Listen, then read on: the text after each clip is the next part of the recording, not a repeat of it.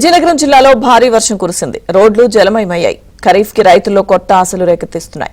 ఇక మండు వేసవిలో వాతావరణం పూర్తిగా చల్లబడిపోయింది. రుతుపవనాల రాకతో వాతావరణం పూర్తిగా అనుకూలంగా మారింది. మరోవైపు పార్వతీపురం మన్యం జిల్లాలో కూడా విస్తారంగా వర్షాలు కురుస్తున్నాయి. నాగావళికి వరద నీరు వచ్చి చేరుతోంది.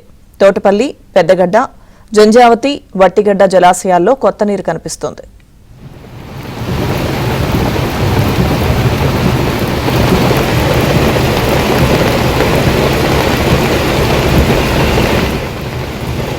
ఖరీఫ్ కి రైతుల్లో కొత్త ఆశలు రేకెత్తిస్తున్నాయి. ఇక మండు వేసవిలో వాతావరణం పూర్తిగా చల్లబడిపోయింది. రుతుపవనాల రాకతో వాతావరణం పూర్తిగా అనుకూలంగా మారింది. మరోవైపు పార్వతీపురం మన్యం జిల్లాలో కూడా విస్తారంగా వర్షాలు కురుస్తున్నాయి. నాగావళికి వరద నీరు వచ్చి చేరుతోంది. తోటపల్లి, పెద్దగడ్డ, జంజావతి, వట్టిగడ్డ జలాశయాల్లో కొత్త నీరు కనిపిస్తోంది.